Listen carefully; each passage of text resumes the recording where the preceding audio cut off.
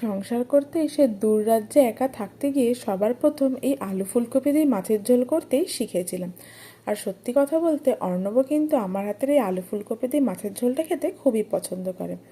মাম্মাম সকালে ঘুম থেকে উঠে গেছিল, ওর শরীরটা খারাপ বলে ওকে ওষুধ খাওয়াচ্ছিলাম, কিন্তু একদমই ও ওষুধ খেতে চাইছে না। তারপরে এইদিকে এসে আমি ওর ব্রেকফাস্টটা বানিয়ে নিচ্ছিলাম। দুপুরে কিন্তু আজকে মাম্মামের জন্য করেছিলাম মাছের ঝোল। আমরা মাছ খাবো, ও মাছ খাবে না তা কি কখনো হয়? আর এই যে ওকে ওর বাবা মাছটা খাইয়ে দিচ্ছিল। অর্ণব বলল রাতে আজকে তন্দুরি চিকেন খাবে, তাই জন্য এখানে চিকেনগুলোকে ম্যারিনেট করেছি। এই তন্দুরি চিকেনের পুরো রেসিপিটা আমার বড় চ্যানেলে দেওয়া আছে, আপনারা চাইলে গিয়ে দেখে আসতে পারেন। আর এই যে তন্দুরি চিকেন একদম রেডি উইথ কোল্ড ড্রিঙ্ক।